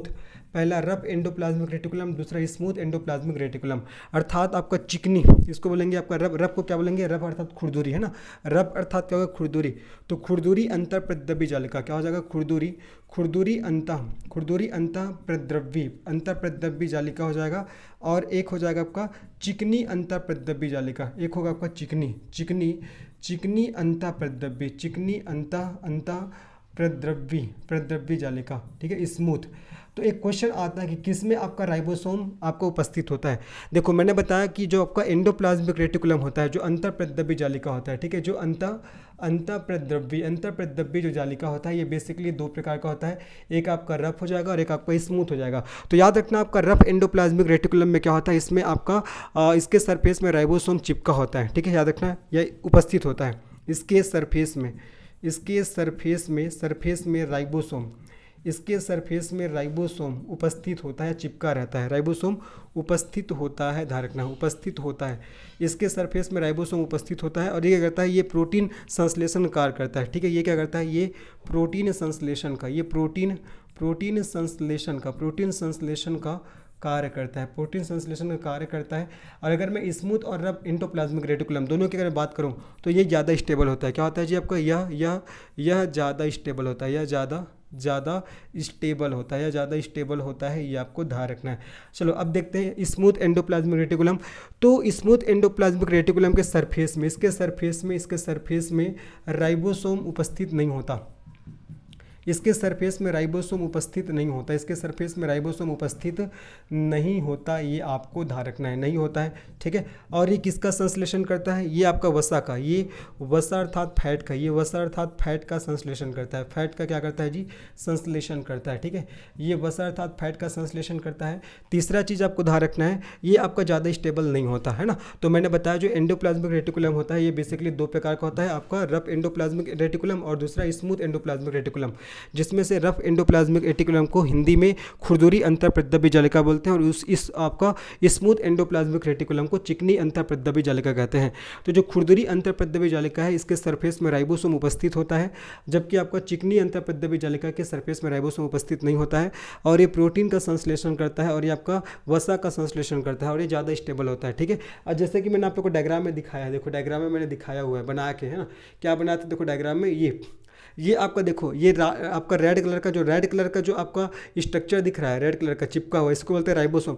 तो जो राइबोसोम चिपका हुआ ना, ये आपका रफ एंडोप्लाज्मिक रेटिकुलम में चिपका रहता है, ये आपका स्मूथ एंडोप्लाज्मिक रेटिकुलम में नहीं चिपका रहता है जी, है ना। इस प्रकार से मैंने आप लोग को बताया किसके बारे में, आपका किसके बारे में बता दीजिए, आपका रफ एंडोप्लाज्मिक रेटिकुलम के बारे में मैंने बता दिया। देखो चलो अब इसके बाद मैंने क्या क्या पढ़ा है उसको एक बार रिवाइज करा देता हूँ। आज मैंने क्या क्या आप लोग को पढ़ाया एक बार जल्दी से रिवाइज करते हैं। सबसे पहले मैंने आज आप लोग को पढ़ाया किसके बारे में, क्लोरोप्लास्ट के बारे में। तो क्लोरोप्लास्ट से पहले मैंने पढ़ा प्लास्टिड को हिंदी में लवक बोलते हैं। तो इसकी खोज हैकल नामक साइंटिस्ट ने किया था और ये प्लास्टिड जो होता है वो प्लांट का कलरिंग पार्ट होता है ना। प्लांट में प्लास्टिड के रूप में क्लोरोप्लास्ट, क्रोमोप्लास्ट और ल्यूकोप्लास्ट पाया जाता है। तो क्लोरोप्लास्ट को हिंदी में हरित लवक बोलते हैं, इसको प्लांट सेल किचन बोलते हैं। प्रकाश संश्लेषण की प्रक्रिया यही होता है। और मैंने बताया क्लोरोप्लास्ट के अंदर क्लोरोफिल पाया जाता है, इसी क्लोरोफिल के कारण पत्तियों फलों एवं फूलों का रंग हरा होता है और इसी क्लोरोफिल में मैग्नीशियम पाया जाता है, ठीक है। और ये प्लांट सेल का सबसे बड़ा भाग होता है क्लोरोप्लास्ट। फिर मैंने बताया भाई आपका किसके बारे में, क्रोमोप्लास्ट के बारे में। हरे रंग के फलों फूलों एवं पत्तियों को छोड़कर अन्य रंग के फलों एवं फूलों के रंगों के लिए क्या होता है, यही क्रोमोप्लास्ट रिस्पॉन्सिबल होता है। और क्रोमोप्लास्ट में विभिन्न वर्णक या पिगमेंट पाए जाते हैं। जैसे कि मैंने बताया आप लोग को कि टमाटर का लाल रंग लाइकोपिन वर्ण के कारण होता है, गाजर का नारंगी रंग कैरोटीन वर्ण के कारण होता है, पीले रंग के फलों एवं फूलों में जैंथोफिल पाया जाता है, चुकंदर का गहरा लाल रंग बीटानोन वर्ण के कारण होता है और टमाटर को छोड़कर लाल रंग के फलों एवं फूलों पत्तियों में साइक्लोएरिथ्रिन पाया जाता है, साइक्लोएरिथ्रिन। और बैगनी रंग के फलों और फूलों के लिए साइकोसानिन नामक पिगमेंट या वर्णक रिस्पॉन्सिबल होता है, जो कि पाया जाता है क्रोमोप्लास्ट में। कहाँ, क्रोमोप्लास्ट, है ना। देखो टमाटर को छोड़कर लाल रंग के फलों फूलों एवं पत्तियों में साइकोएरिथ्रिन नामक पिगमेंट पाया जाता है, ये आपको याद रखना है। आगे बढ़ते हैं। फिर मैंने पढ़ा राजधानी की खोज डुजार्डिन नामक साइंटिस्ट ने किया। राजधानी इमरजेंसी कंडीशन के लिए पानी, पोषक तत्व और विटामिन को स्टोर करके रखता है। इसको पॉकेट ऑफ सेल बोलते हैं। प्लांट सेल में इसका साइज बड़ा होता है, एनिमल सेल में इसका साइज छोटा होता है। इसके चारों ओर एक झिल्ली पाया जाता है जिसे टोनोप्लास्ट के नाम से जाना जाता है। फिर मैंने बताया गोल्जी बॉडी के बारे में। इसे कोशिका का परिवहन यूनिट बोलते हैं, है ना, ट्रांसपोर्टेशन यूनिट ऑफ सेल कहा जाता है। इसको एनिमल सेल में गोल्जी बॉडी या गोल्जी का कहते हैं, लेकिन प्लांट सेल में इसको डिक्टियोसोम के नाम से जानते हैं। इसको ट्रैफिक पुलिस ऑफ सेल भी बोलते हैं, पैकेट्स ऑफ सेल भी कहा जाता है। ये प्रोटीन की पैकिंग करता है और उसको ट्रांसफर करने का कार्य करता है, ठीक है। ये केवल आपको यूकैरियोटिक सेल में पाया जाता है, ये आपका प्रोकैरियोटिक सेल में नहीं पाया जाता। आगे बढ़ते हैं। मैंने बताया अंतःप्रद्रव्य जालिका, जिसको इंग्लिश में एंडोप्लाज्मिक रेटिकुलम के नाम से जानते हैं। इसको नेटवर्क ऑफ मेम्ब्रेन होता है। ये आपका बहुत सारे झिल्लियों का जाल होता है, ठीक है। नेटवर्क ऑफ मेम्ब्रेन कहा जाता है, बहुत सारे झिल्लियों का जाल होता है। ये आपका यूकैरियोटिक सेल में पाया जाता है, प्रोकैरियोटिक सेल में नहीं पाया जाता। इसका निर्माण केंद्रक की दोहरी झिल्ली से होता है, ठीक है। और ये कंकाल की तरह केंद्रक के चारों ओर फैला रहता है और उसको प्रोटेक्शन प्रोवाइड करता है, ध्यान रखना है। और जो आपका एंडोप्लाज्मिक रेटिकुलम होता है दो प्रकार का होता है, रफ और स्मूथ। तो जो रफ एंडोप्लाज्मिक रेटिकुलम को हिंदी में खुरदुरी अंतःप्रद्रव्य जालिका कहते हैं और स्मूथ को चिकनी अंतःप्रद्रव्य जालिका कहा जाता है, ठीक है। तो आपका खुरदुरी जो अंतःप्रद्रव्य जालिका है इसके सरफेस में राइबोसोम उपस्थित होता है, जबकि चिकनी अंतःप्रद्रव्य जालिका के सरफेस में राइबोसोम उपस्थित नहीं होता है। और जो आपका रफ एंडोप्लाज्मिक रेटिकुलम है प्रोटीन का संश्लेषण करने का काम करती है, जबकि स्मूथ एंडोप्लाज्मिक रेटिकुलम है ये फैट का संश्लेषण करती है। और रफ एंडोप्लाज्मिक रेटिकुलम ज़्यादा स्टेबल होता है, ये आपको ध्यान रखना है, ठीक है। चलिए अब हम लोग पढ़ते हैं कोशिका द्रव्य था साइटोप्लाज्म, है ना। अब हम लोग पढ़ेंगे कोशिका द्रव्य था साइटोप्लाज्म। ये कोशिका द्रव्य होता क्या है, जैसे कि मैं एक कोशिका बना रहा हूँ, ये आपका कोशिका है, प्लांट सेल है ना। ये आपका कोशिका अर्थात प्लांट सेल है ये। तो इस कोशिका के अंदर जो लिक्विड या द्रव पाया जाता है, इस कोशिका के अंदर जो लिक्विड है ना, ये जो लिक्विड आपको दिखाई दे रहा है, इस कोशिका के अंदर जो लिक्विड या द्रव पाया जाता है इसी को क्या बोलते हैं, कोशिका द्रव्य बोलते हैं। और इंग्लिश में इसको साइटोप्लाज्म के नाम से जानते हैं ना। इस कोशिका के अंदर जो लिक्विड या द्रव आपको दिखाई दे रहा है इसी को कोशिका द्रव्य बोलते हैं और इंग्लिश में इसको साइटोप्लाज्म के नाम से जानते हैं, ठीक है। मैं पूरा बना दे रहा हूँ, देखो इसके अंदर जो लिक्विड पाया जा रहा है इसी को बोलते हैं कोशिका द्रव्य, और इंग्लिश में इसको साइटोप्लाज्म के नाम से जानते हैं। जी है ना, ये तो बनने वाला है, ये बन जाएगा। ठीक है, ये क्या होगा, इसी को बोलते हैं कोशिका द्रव्य। क्या बोलते हैं, कोशिका द्रव्य, इसको साइटोप्लाज्म। तो इसी के बारे में हम लोग पढ़ना शुरू करेंगे। इंग्लिश में क्या बोलते हैं इसको, इंग्लिश में इसको बोला जाता है आपका साइटोप्लाज्म। ठीक है, चलो तो इसको पढ़ना शुरू करते हैं। इसको इंग्लिश में किस नाम से जानते हैं, साइटोप्लाज्म। साइटोप्लाज्म के नाम से इसको इंग्लिश में जाना जाता है, कोशिका द्रव्य को। तो क्या बताओगे, सबसे पहले तो कोशिका के अंदर पाए जाने वाले द्रव्य को, ठीक है, कोशिका के अंदर, कोशिका के अंदर, कोशिका के अंदर पाए जाने वाले, कोशिका के अंदर पाए जाने वाले द्रव्य को, है ना, द्रव्य को क्या बोलेंगे, कोशिका द्रव्य कहा जाता है। कोशिका द्रव्य कहा जाता है। कोशिका द्रव्य कहा जाता है। कोशिका के अंदर पाए जाने वाले द्रव्य को कोशिका द्रव्य कहा जाता है, ये आपको ध्यान रखना है। ठीक है, और ये कैसा होता है, आपका जेली नुमा स्ट्रक्चर होता है। ठीक है, जेली लाइक स्ट्रक्चर, ये कैसा होता है, जेली नुमा, ये जेली नुमा स्ट्रक्चर होता है जी। ठीक है, ये जेली नुमा स्ट्रक्चर होता है, जो द्रव होता है ना, जेली नुमा स्ट्रक्चर होता है, आपको ध्यान रखना है। तीसरा चीज़ आपको ध्यान रखना है, इसका निर्माण आपका कार्बोहाइड्रेट, वसा, प्रोटीन, मिनरल्स, वाटर, इन सबसे मिलकर होता है। ठीक है, तो इसका निर्माण किससे किससे मिलकर होता है, आपका कार्बोहाइड्रेट से, वसा से, प्रोटीन से, ठीक है, प्रोटीन से, मिनरल्स से, ठीक है, मिनरल्स, प्रोटीन के बाद मिनरल्स से, साथ ही साथ आपका वाटर, जब ये सब आपस में मिलते हैं तब इससे क्या होता है, फॉर्मेशन होता है, इसका निर्माण होता है, ये आपको ध्यान रखना है। ठीक है, आगे बढ़ते हैं। ये कोशिकांगों को आपस में टाई अप करके रखता है। देखो, एक कोशिका के अंदर बहुत सारे कोशिकांग पाए जाते हैं, जैसे कि यहाँ आपका गोल्जी बॉडी पाया जाता है, यहाँ माइटोकॉन्ड्रिया पाया जाता है, यहाँ ये केंद्रक है। तो ये कोशिका के अंदर के जितने जो कोशिकांग है उसको बांध कर रखता है, उसको टाई अप करके रखता है। ठीक है, तो याद रखना, यह कोशिका के अंदर, यह कोशिका के अंदर पाए जाने वाले, यह कोशिका के अंदर पाए जाने वाले, यह कोशिका के अंदर पाए जाने वाले विभिन्न कोशिकांगों को, ये कोशिका के अंदर पाए जाने वाले विभिन्न कोशिकांगों को आपस में बांध कर रखता है, ठीक है, आपस में बांध कर रखता है, टाई अप करके रखता है, आपस में बांध कर रखता है, टाई अप करके रखता है, ये आपको ध्यान रखना है, आपस में बांध कर रखता है। आगे बढ़ते हैं, ये क्या करता है, ये आपका जितने जो कोशिकांग है, एक कोशिका के अंदर जितने जो कोशिकांग पाए जाते हैं उसको आपस में टकराने से बचाता है। ठीक है, यह कोशिका के अंदर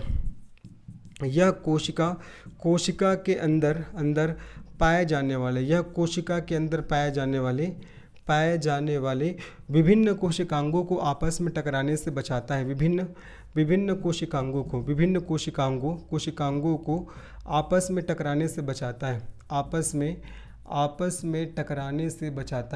टकराने से बचाता है। कोशिका के अंदर पाए जाने वाले विभिन्न कोशिकांगों को आपस में टकराने से बचाता है, ये आपको याद रखना है जी। ठीक है, आगे सबको समझ में इसके बारे में। ठीक है, और क्या करता है, ये कोशिका को सूखने से बचाता है, और क्या करता है, आपको कोशिका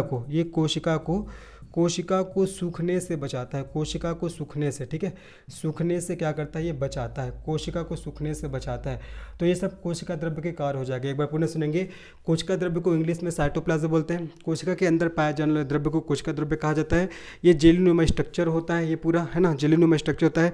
इसका निर्माण कार्बोहाइड्रेट, वसा, प्रोटीन, मिनरल्स और वाटर से मिलकर होता है। ये कोशिका के अंदर पाए जाने वाले विभिन्न जो कोशिकांग है उसको आपस में टकराने से बचाता है और उसको टाई अप करके रखता है, बांध कर रखता है।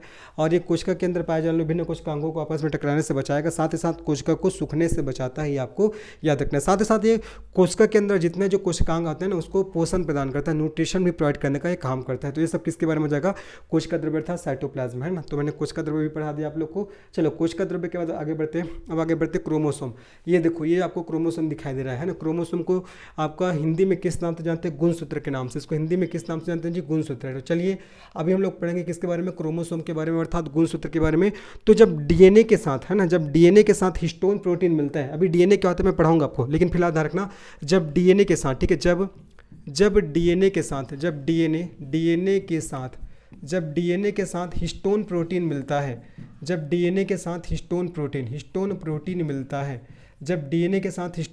मिलता है, तब गुणसूत्र का निर्माण होता है, तब क्रोमोसोम, क्रोमोसोम अर्थात गुणसूत्र का निर्माण होता है, तब क्रोमोसोम अर्थात किसका, गुणसूत्र का, तब क्रोमोसोम अर्थात गुणसूत्र का निर्माण होता है, गुणसूत्र का निर्माण होता है। और डीएनए का फुल फॉर्म क्या होता है, डीऑक्सीराइबोन्यूक्लिक एसिड, अभी पढ़ाऊंगा डीएनए के बारे में भी, है ना। तो जब आपका डीएनए के साथ हिस्टोन प्रोटीन मिलता है तब क्रोमोसोम अर्थात गुणसूत्र का निर्माण होता है, ये आपको ध्यान रखना है, ठीक है। अगर आपसे पूछेगा number of chromosome, number of chromosome in human body, ठीक है, मनुष्य के शरीर में आपको क्रोमोसोम अर्थात गुणसूत्र की संख्या, तो आपको बताना है 46। 46 मतलब कितना जोड़ा पाया जाएगा, 23 जोड़ा, कितना जोड़ा जी, 23 जोड़ा। तो ये जो 46 गुणसूत्र होते हैं इसमें से आपका जो 44 गुणसूत्र होता है, 44 गुणसूत्र मतलब कितना जोड़ा, 22 जोड़ा। तो जो 44 गुणसूत्र होता है हमारे बॉडी का निर्माण करता है, किसका, हमारे बॉडी का निर्माण करता है। जबकि आपका 2 गुणसूत्र होता है, जैसे कि एक सेक्स हो जाएगा और एक वाई, तो जो 2 गुणसूत्र होता है ना, ये हमारे सेक्स को डिसाइड करता है। तो 44 प्लस एक सेक्स किसका होता है, ये होता है आपका फीमेल का, ये फीमेल के क्रोमोसोम को बताता है, और 44 प्लस एक्स वाई ये मेल के क्रोमोसोम को बताता है, ठीक है। तो ये आपका 44 दोनों में सेम रहेगा, मेल और फीमेल में, बस जो आपका 2 गुणसूत्र होता है जिसको आपको क्या बोलते हैं, सेक्स क्रोमोसोम, है ना। ये जो आपको 2 गुणसूत्र होता है जो लिंग का निर्धारण करता है, तो इसको सेक्स क्रोमोसोम बोलते हैं। तो 44 गुणसूत्र हमारे बॉडी को बताएगा, और जो दो गुणसूत्र होते हैं, एक सेक्स और एक वाई, ये सेक्स को डिसाइड करता है, सेक्स को क्या करता है, डिसाइड करता है, लिंग का निर्धारण करता है, ये आपको ध्यान रखना है। तो 44 प्लस एक सेक्स ये किसका होता है, फीमेल का होता है, और 44 प्लस एक्स वाई किसका होता है जी, मेल का होता है, आपको ध्यान रखना है ना। तो क्या बता दिया, जब डीएनए के साथ हिस्टोन प्रोटीन मिलता है तब क्रोमोसोम अर्थात गुणसूत्र का निर्माण होता है। नंबर ऑफ क्रोमोसोम कितने होते हैं ह्यूमन बॉडी में, तो 46 है, और कितने पेयर, तो 23 पेयर, 23 जोड़ा, और 46 में से 44 गुणसूत्र है ना, जो 46 में से 44 गुणसूत्र अर्थात 22 जोड़ा, कितना जोड़ा हो जाएगा जी, 22 जोड़ा, एक जोड़ा में 2 होता है, तो 22 जोड़ा में 44 होगा, तो आपका 22 जोड़ा है, ये आपका किसका निर्माण करेगा, हमारे बॉडी का निर्माण करता है। जबकि जो 2 गुणसूत्र है, एक सेक्स और एक वाई, हमारे सेक्स को डिसाइड करता है, लिंग का निर्धारण करता है, ठीक है। आगे सबको समझ में, और ध्यान रखना आपका डीएनए के छोटे छोटे टुकड़ों को, इसी डीएनए के छोटे छोटे टुकड़े को, अभी मैं डीएनए पढ़ाऊंगा, है ना। अगर आपसे पूछेगा डीएनए के छोटे छोटे टुकड़ों को, डीएनए के छोटे छोटे टुकड़ों को, डीएनए के छोटे छोटे टुकड़ों को किस नाम से जानते हैं, तो इसको जाना जाता है आपको किस नाम से, इसको जानते हैं जीन के नाम से, किस नाम से, जीन के नाम से, ठीक है। डीएनए के छोटे छोटे टुकड़ों को जीन के नाम से जानते हैं। और आपका जीन का अध्ययन क्या कहलाता है, जेनेटिक्स कहलाता है, जीन का अध्ययन जेनेटिक्स कहलाता है, आनुवंशिकी कहलाता है। और जेनेटिक्स के फादर किसको माना जाता है, ग्रेगर मेंडल जी को, ठीक है, ग्रेगर मेंडल जी को जेनेटिक्स के फादर के नाम से इसको जाना जाता है, ये आपको ध्यान रखना है ना।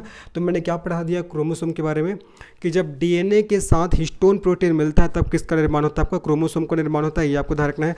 फिर मैंने बताया नंबर ऑफ क्रोमोसोम, है ना, number of chromosome in human body 46, अगर जोड़ी की बात करें तो आपका 23 जोड़ा हो जाएगा, जिसमें से आपका 44 गुणसूत्र हमारे बॉडी का निर्माण करता है, जबकि 2 गुणसूत्र हमारे सेक्स को डिसाइड करता है, ठीक है। और डीएनए के छोटे छोटे टुकड़ों को जीन बोलते हैं, और जीन का अध्ययन जेनेटिक्स अर्थात आनुवंशिकी कहलाता है। और जेनेटिक्स के फादर किन्हें माना गया है, ग्रेगर मेंडल जी को, ठीक है, ग्रेगर मेंडल जी को जेनेटिक्स के फादर माना जाता है, ये आपको ध्यान रखना है। तो मैंने पूरा क्रोमोसोम के बारे में आप लोग को बता दिया। चलिए अब इसके बाद पढ़ेंगे हम लोग डीएनए और आरएनए के बारे में। ये जो स्ट्रक्चर आप लोग देख पा रहे हो डीएनए और आरएनए, इसके बाद एक और टॉपिक बच जाएगा प्रोकैरियोटिक और यूकैरियोटिक, उसका में क्या क्या डिफरेंस होता है, फिर आपका पूरा सेल बायोलॉजी वाला टॉपिक खत्म हो जाएगा, ठीक है। बहुत बड़ा टॉपिक है जी, मैं कोशिश किया हूँ 2 वीडियो में आप लोग को पूरा भरपूर कंटेंट जहाँ से एग्जाम में पूछते हैं सब आप लोग को कवर हो जाए। चलो देखते हैं, तो डीएनए और आरएनए के बारे में हम लोग पढ़ते हैं, ठीक है। डीएनए और आरएनए, तो सबसे पहले ध्यान रखना आपको, डीएनए और आरएनए को जेनेटिक मटेरियल बोलते हैं। क्या बोलते हैं इसको, इसको जेनेटिक मटेरियल बोलते हैं। डीएनए और आरएनए को जेनेटिक मटेरियल बोलते हैं, अर्थात इसको अनुवांशिक पदार्थ बोलते हैं। क्या बोलते हैं जी, अनुवांशिक पदार्थ। डीएनए और आरएनए को जेनेटिक मटेरियल अर्थात अनुवांशिक पदार्थ के नाम से जानते हैं। सभी को पता होगा ये करता क्या है, ये आपका अनुवांशिक सूचनाओं को, किसको, अनुवांशिक सूचनाओं को, ये अनुवांशिक सूचनाओं को क्या करते हैं, एक पीढ़ी से दूसरे पीढ़ी में ले जाते हैं, है ना। अनुवांशिक सूचनाओं को एक पीढ़ी से, किसमें, आपका दूसरी पीढ़ी में, एक पीढ़ी से दूसरी पीढ़ी में ले जाते हैं, ये आपको अच्छे से याद रखना है। अनुवांशिक सूचनाओं को ये एक पीढ़ी से दूसरी पीढ़ी में ट्रांसफर करने का काम करते हैं, ठीक है। अगर मैं डीएनए के फुल फॉर्म की बात करूं, तो क्या होता है आपका, डीऑक्सीराइबोन्यूक्लिक एसिड, डीऑक्सीराइबोन्यूक्लिक एसिड, ये इसका फुल फॉर्म हो जाएगा।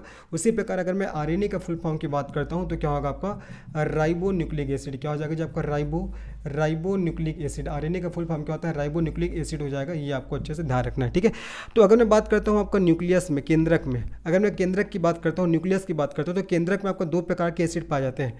केंद्रक में ना 2 प्रकार के एसिड पाए जाते हैं। केंद्रक में 2 प्रकार के एसिड पाया जाता है, एक होगा आपका डीएनए, है ना, एक क्या होगा आपका डीएनए हो जाएगा, और एक क्या होगा आपका आरएनए हो जाएगा। केंद्रक में 2 प्रकार का एसिड पाया जाता है, डीएनए और आरएनए। और डीएनए का फुल फॉर्म क्या होता है, डीऑक्सीराइबोन्यूक्लिक एसिड, और आरएनए का फुल फॉर्म होता है आपका राइबोन्यूक्लिक एसिड, ये आपको ध्यान रखना है, ठीक है जी। चलो, तो इसका मैंने फुल फॉर्म ही बता दिया। और ये आपका डीएनए कहाँ कहाँ होता है, अब क्वेश्चन आता है कि डीएनए कहाँ कहाँ होता है, डीएनए कहाँ कहाँ होता है। तो डीएनए कहाँ होगा, सबसे पहले तो आपको बताना है केंद्रक में, कहाँ केंद्रक में होता है। साथ ही साथ आपका माइटोकॉन्ड्रिया का खुद का डीएनए होता है माइटोकॉन्ड्रिया में। साथ ही साथ और कहाँ डीएनए होता है, तो क्लोरोप्लास्ट, साथ ही साथ क्लोरोप्लास्ट यहाँ क्या होता है, आपका डीएनए होता है। अगर आरएनए की बात करते हैं तो आरएनए तो केंद्रक में होता है, केंद्रक के साथ साथ ही आपका कोशिका द्रव्य में भी पाया जाता है। कहाँ जी, आपका कोशिका द्रव्य, ये केंद्रक के साथ साथ कोशिका द्रव्य में भी पाया जाता है। तो मैंने बताया केंद्रक में दो प्रकार के एसिड पाए जाते हैं, डीएनए और आरएनए। डीएनए का फुल फॉर्म डीऑक्सीराइबोन्यूक्लिक एसिड और आरएनए का राइबोन्यूक्लिक एसिड। और डीएनए कहाँ कहाँ पाया जाता है, तो आपका केंद्रक में, माइटोकॉन्ड्रिया में और क्लोरोप्लास्ट में, जबकि आरएनए कहाँ पाया जाता है, केंद्रक में, कोशिका द्रव्य में, ठीक है, ये आपको ध्यान रखना है। अगर डीएनए का संरचना की बात करता हूँ ना, तो डीएनए का संरचना डबल हेलिक्स होता है, जैसे कि देख रहे होगे ये डबल हेलिक्स, देख रहे हो ना, ये देखो, ये डबल हेलिक्स है, एक हो गया इधर और एक इधर। तो डीएनए का संरचना, अगर मैं इसके डीएनए की बात करूँ, है ना, डीएनए का अगर मैं संरचना की बात करता हूँ, तो डीएनए का संरचना कैसा होता है आपका, डबल हेलिक्स। कैसा होता है जी, आपका डबल हेलिक्स, डबल हेलिक्स होता है, ये आपको ध्यान रखना है। मतलब आपका द्विकुंडलित संरचना कैसी होती है, द्विकुंडलित संरचना, द्विकुंडलित संरचना होती है डीएनए। जबकि आरएनए आपका सिंगल हेलिक्स स्ट्रक्चर होता है, सिंगल हेलिक्स, ये सिंगल हेलिक्स स्ट्रक्चर होता है आपका, एक कुंडली संरचना। देखो ये सिंगल हेलिक्स है, आप लोग को दिखाई दे रहा होगा, दिखाई दे रहा है ना, तो ये आपका संरचना हो जाएगा। अब एक क्वेश्चन आता है कि डीएनए का डबल हेलिक्स स्ट्रक्चर को किसने दिया था। तो डीएनए के डबल हेलिक्स स्ट्रक्चर को दिया था वाटसन और क्रिक नामक साइंटिस्ट ने। किसने, वाटसन और क्रिक नामक साइंटिस्ट ने क्या किया था, डीएनए का डबल हेलिक्स स्ट्रक्चर को दिया था, ये आपको ध्यान रखना है। कई बार क्वेश्चन पूछा गया था कि डीएनए के डबल हेलिक्स स्ट्रक्चर को किसने दिया है, तो वाटसन और क्रिक ने दिया है, ये आपको ध्यान रखना है। क्या क्या पढ़ा दिया, डीएनए कहाँ कहाँ पाया जाता है, केंद्रक, माइटोकॉन्ड्रिया, क्लोरोप्लास्ट, आरएनए केंद्रक और कोशिका द्रव्य। डीएनए में कैसा होता है, इसका स्ट्रक्चर आपका डबल हेलिक्स होता है ना, और जिसकी खोज या जिसको किसने दिया था, वाटसन और क्रिक नामक साइंटिस्ट ने। जबकि आरएनए में सिंगल हेलिक्स स्ट्रक्चर होता है, अर्थात एक कुंडली संरचना होती है, आपको ध्यान रखना है। चलिए आगे बढ़ते हैं, ध्यान रखना। अब देखते हैं भाई आखिर आपका डीएनए और आरएनए किसके बना होता है। भाई क्वेश्चन आता है कि डीएनए और आरएनए, ठीक है, डीएनए व आरएनए किसका बना होता है, डीएनए व आरएनए किसका बना होता है, ठीक है, डीएनए व आरएनए किसका बना होता है। क्वेश्चन आता है डीएनए और आरएनए किसका बना होता है, तो याद रखना जो डीएनए और आरएनए होता है ना, ये किसका बना होता है, आपका पॉलीन्यूक्लियोटाइड, ठीक है, पॉलीन्यूक्लियोटाइड के बने होते हैं। पॉलीन्यूक्लियोटाइड के क्या होते हैं, बने होते हैं, पॉलीन्यूक्लियोटाइड के बने होते हैं। डीएनए और आरएनए पॉलीन्यूक्लियोटाइड के बने होते हैं, ये आपको ध्यान रखना है, ठीक है। जिसमें पॉली मतलब क्या होता है, पॉली मतलब होता है बहुत सारा, पॉली मतलब क्या होता है आपका बहुत सारा होता है, ठीक है। और न्यूक्लियोटाइड का अर्थ क्या होता है, देखो न्यूक्लियोटाइड का अर्थ क्या होता है आपका हो जाएगा आपका शर्करा, अर्थात शुगर, शर्करा हो जाएगा, शर्करा प्लस आपका फॉस्फेट हो जाएगा, फॉस्फेट प्लस हो जाएगा आपका नाइट्रोजिनस बेस, है ना, नाइट्रोजिनस बेस। अभी मैंने क्या बताया, मैंने बताया पॉली मतलब क्या होता है बहुत सारा, और न्यूक्लियोटाइड मतलब क्या होता है आपका, न्यूक्लियोटाइड मतलब शर्करा, फॉस्फेट और आपका नाइट्रोजिनस क्षार, उसको बोलते हैं आपका न्यूक्लियोटाइड, है ना। ऐसी संरचना जिसमें शर्करा हो, शुगर हो, शर्करा अर्थात शुगर हो, ठीक है, जिसमें फॉस्फेट हो और नाइट्रोजिनस बेस हो, उसको बोलते हैं न्यूक्लियोटाइड। तो डीएनए और आरएनए किससे बने होते हैं, आपका पॉलीन्यूक्लियोटाइड के बने होते हैं, ठीक है। अगर बात करता हूँ मैं शर्करा अर्थात शुगर, ठीक है, अगर मैं बात करता हूँ शर्करा, चलो मैं लिख दे रहा हूँ आपका शर्करा की बात करता हूँ, शर्करा अर्थात शुगर की बात करता हूँ, तो शुगर के रूप में क्या पाया जाता है, इसमें डीएनए और आरएनए में राइबोस शर्करा क्या पाया जाता है जी, आपका राइबोस शर्करा, डीएनए और आरएनए में राइबोस शर्करा पाया जाता है, तभी तो फुल फॉर्म है deoxyribose nucleic acid, ribonucleic acid. तो इसमें आपका शर्करा अर्थात शुगर के रूप में क्या पाया जाता है, राइबोस शर्करा पाया जाता है, ये आपको अच्छे से ध्यान रखना है जी, ठीक है। और आपका डीएनए में, ठीक है, डीएनए में क्या होता है आपका दो राइबोस शर्करा पाया जाता है, डीएनए में आपका दो राइबोस शर्करा, डीएनए में दो राइबोस शर्करा पाया जाता है शर्करा, जबकि आपका आरएनए में आपका एक राइबोस शर्करा पाया जाता है, ये आपको ध्यान रखना है। तो इस शर्करा के बारे में बता दिया, ठीक है। आगे बात करते हैं फास्फेट। तो जो फास्फेट दोनों के लिए कॉमन होता है, जो फास्फेट होता है ना, ये दोनों के लिए कॉमन होता है। फास्फेट क्या होता है, ये दोनों के लिए, फास्फेट दोनों के लिए क्या होता है, कॉमन होता है, फास्फेट दोनों के लिए कॉमन होता है, ये आपको ध्यान रखना है, ठीक है। अब बात करते हैं नाइट्रोजिनस बेस, है ना, अब हम लोग बात करते हैं नाइट्रोजिनस बेस। फास्फेट बोल सकते हैं या हम लोग यहाँ पास फास्फोरिक एसिड भी बोल सकते हैं, क्या बोल सकते हैं, फास्फोरिक एसिड, ये दोनों के लिए क्या होता है, कॉमन होते हैं, ठीक है। अब बात करते हैं हम लोग किसके बारे में, आपका नाइट्रोजिनस बेस, ठीक है, नाइट्रोजिनस बेस। अब मैं बात करता हूँ नाइट्रोजिनस बेस के बारे में बात करता हूँ। आपका नाइट्रोजिनस क्षार के रूप में डीएनए में क्या पाया जाता है, डीएनए में पाया जाता है आपका एडिनिन, एडिनिन के बाद आपका ग्वानिन है ना, एडिनिन पाया जाता है, एडिनिन के बाद ध्यान रखना ग्वानिन, ग्वानिन के बाद साइटोनिन, साइटोनिन के बाद और क्या पाया जाता है आपका एडिनिन, ग्वानिन, साइटोनिन और आपका थियामिन, थियामिन, ये सब पाया जाता है किसमें, डीएनए में। डीएनए में नाइट्रोजनस बेस के रूप में एडिनिन, ग्वानिन, साइटोनिन और थायमिन पाया जाता है। जबकि आपका आरएनए में, आरएनए में नाइट्रोजनस बेस के रूप में एडेनिन पाया जाता है ना, ग्वानिन पाया जाएगा और साइटोनिन पाया जाएगा, लेकिन थायमिन की जगह, थायमिन की जगह क्या पाया जाता है, यूरेसिल पाया जाता है। क्या पाया जाता है, यूरेसिल, यू को आपका यूरेसिल को यू से डिनोट करते हैं। अब आप लोग को मुझे कमेंट सेक्शन में बताना है कि आपका जो नाइट्रोजनस बेस है डीएनए में, एडेनिन, ग्वानिन, साइटोनिन और थायमिन, और आरएनए में है एडेनिन, ग्वानिन, साइटोनिन और यूरेसिल, तो इसके बीच में हाइड्रोजन का कौन कौन सा बॉन्ड होता है, किसके किसके बीच में हाइड्रोजन का कौन कौन सा बॉन्ड होता है, आपको मुझे कमेंट सेक्शन में बताना है जी, है ना। किसके किसके बीच में हाइड्रोजन का कौन कौन सा बॉन्ड होता है आपको कमेंट सेक्शन में मुझे आप लोग को बताना है, ठीक है। ये चीज़ तो मैंने नाइट्रोजनस बेस भी बता दिया। इस प्रकार से हमने कंप्लीट कर लिया किसके बारे में, इस प्रकार से मैंने पूरा आप लोग को सेल बायोलॉजी के बारे में बता दिया। अब एक छोटा सा टॉपिक है उसको भी देख लेते हैं। हालांकि मैं आप लोग को उसको ओरली बताऊंगा, पूरा मुख से बताऊंगा, हालांकि लिखूंगा नहीं, है ना। आप लोग इसको सुनिएगा अच्छे से। अब देखते हैं प्रोकैरियोटिक कोशिका और यूकैरियोटिक कोशिका में अंतर क्या होता है। प्रोकैरियोटिक कोशिका, प्रोकैरियोटिक सेल, है ना, और आपका यूकैरियोटिक सेल में क्या डिफरेंस होता है, यूकैरियोटिक सेल में क्या क्या डिफरेंस होता है ये हम लोग जानते हैं। चलो, जब भी डिफरेंस वाली बात होगा तो आपको कॉलम के थ्रू बताना है, ठीक है। जब भी आपका डिफरेंस वाली बात होती है तो आपको उसको कॉलम के थ्रू बताना है। चलो देखो जी, कॉलम के थ्रू हम लोग इसको देखते हैं। तो सबसे पहले एक तरफ मैं लिख रहा हूँ प्रोकैरियोटिक और एक तरफ मैं लिख रहा हूँ यूकैरियोटिक, ठीक है। तो एक तरफ मैं क्या लिख रहा हूँ, देखो, एक तरफ मैं लिख रहा हूँ प्रोकैरियोटिक और एक तरफ मैं लिख रहा हूँ यूकैरियोटिक। ये आपका प्रोकैरियोटिक का सेक्शन हो जाएगा, प्रोकैरियोटिक का, और ये क्या होगा आपका यूकैरियोटिक का। जस्ट 2 मिनट और लगेगा, बस हो गया फिर, है ना। ये आपका यूकैरियोटिक का सेक्शन होगा, यूकैरियोटिक का सेक्शन होगा। चलो बताइए, तो जो आपका प्रोकैरियोटिक सेल होता है इसमें आपका जो केंद्रक है ना, इसमें वेल डेवलप्ड नहीं होता। केंद्रक इसमें पूर्ण विकसित नहीं होता, केंद्रक इसमें पूर्ण विकसित नहीं होता, इसमें केंद्रक पूर्ण विकसित नहीं होता, पहला ध्यान रखना है। जबकि आपका यूकैरियोटिक सेल में क्या होगा, जो केंद्रक होता है वेल डेवलप्ड होता है, केंद्रक आपका पूर्ण विकसित होता है। केंद्रक क्या होता है, पूर्ण विकसित होता है, ये आपको याद रखना है, पहला चीज़। दूसरा चीज़ आपको ध्यान रखना है, आपका प्रोकैरियोटिक में जब केंद्रक अच्छा से डेवलप नहीं, तो क्या इसमें केंद्रक झिल्ली पाया जाएगा, तो इसमें केंद्रक झिल्ली नहीं पाया जाता। इसमें आपका केंद्रक झिल्ली, जिसको न्यूक्लियस मेम्ब्रेन बोलते हैं, इसमें केंद्रक झिल्ली नहीं पाया जाता, लेकिन इसमें केंद्रक झिल्ली पाया जाता है। तीसरा चीज़ आपको ध्यान रखना है, इसमें आपका प्रोकैरियोटिक सेल में माइटोकॉन्ड्रिया, इसमें माइटोकॉन्ड्रिया नहीं पाया जाता है। माइटोकॉन्ड्रिया को पावर हाउस बोलते हैं, इसमें नहीं पाया जाएगा, जबकि इसमें माइटोकॉन्ड्रिया पाया जाएगा। चौथा चीज़ आपको ध्यान रखना है, इसमें आपका गोल्जी बॉडी, इसमें गोल्जी बॉडी इसमें नहीं पाया जाता प्रोकैरियोटिक में, जबकि यूकैरियोटिक में गोल्जी बॉडी पाया जाता है। आगे बढ़ते हैं, इसमें आपका लाइसोसोम नहीं पाया जाता, ठीक है। इसमें आपका लाइसोसोम नहीं पाया जाता, जबकि इसमें आपका लाइसोसोम पाया जाता है। इसमें आपका एंडोप्लाज्मिक रेटिकुलम नहीं पाया जाता और इसमें एंडोप्लाज्मिक रेटिकुलम पाया जाता है। लेकिन राइबोसोम की बात करते हैं, राइबोसोम, इसमें आपका राइबोसोम, प्रोकैरियोटिक सेल में राइबोसोम पाया जाता है, और कौन से प्रकार का, 17S प्रकार का, मैंने पढ़ा था इसी में, पहले वाला पार्ट देखिएगा। राइबोसोम पाया जाता है प्रोकैरियोटिक सेल में, और कौन से प्रकार का, 70S प्रकार का, और इसमें आपका 80S प्रकार का, 80S प्रकार का क्या पाया जाता है, राइबोसोम। इसमें 80S प्रकार का राइबोसोम पाया जाता है, ये आपको ध्यान रखना है। आगे बढ़ते हैं। इसमें आपका डीएनए पाया जाता है, और इसका स्ट्रक्चर गोलाकार होता है। कैसा होता है, गोलाकार। प्रोकैरियोटिक सेल में डीएनए पाया जाता है, इसका स्ट्रक्चर गोलाकार होता है, और ये आपका सिंगल हेलिक्स होता है। कैसा होता है, सिंगल हेलिक्स होता है, ठीक है। और यूकैरियोटिक में भी डीएनए पाया जाएगा, जो कि कैसा होता है जी, ये आपका गोलाकार नहीं होता है ना, और ये कैसा होता है आपका मैं बताया था द्विकुंडलित होता है। कैसा होता है, द्विकुंडलित, अर्थात ये आपका डबल हेलिक्स होता है। कैसा होता है, डबल हेलिक्स, ये आपका डबल हेलिक्स होता है, ये आपको ध्यान रखना है ना। डीएनए पाया जाता है जो कि आपको द्विकुंडलित अर्थात डबल हेलिक्स होता है। इस प्रकार से मैंने पूरा सेल बायोलॉजी को कंप्लीट किया, जहाँ से आपके एग्जाम में क्वेश्चन आए हैं, ठीक है। तो अगर आपको वीडियो पसंद आएगा तो निश्चित इस वीडियो को लाइक करिए, इस चैनल को सब्सक्राइब करिए, इसे अपने दोस्तों को शेयर करिए। और हाँ, बेशक मैं बता रहा हूँ कि थोड़ा स्पीड मैंने पढ़ाया है, क्योंकि इधर लाइट का बहुत प्रॉब्लम होता है, बीच बीच में लाइट ऑफ हो जाता है, तो फिर पूरा वीडियो फिर वेस्ट हो जाता है। इसीलिए मैंने थोड़ा जल्दी करके इस टॉपिक को मैंने कंप्लीट किया है जी, है ना। और अगर आपने इससे पहले जितने भी मैंने पढ़ाया साइंस NCERT बेस्ड, अगर नहीं देखे तो प्लेलिस्ट में जाकर जरूर देखिएगा, ठीक है। तो मिलते हैं नेक्स्ट वीडियो में, तब तक के लिए सभी को धन्यवाद, बाय, टेक केयर।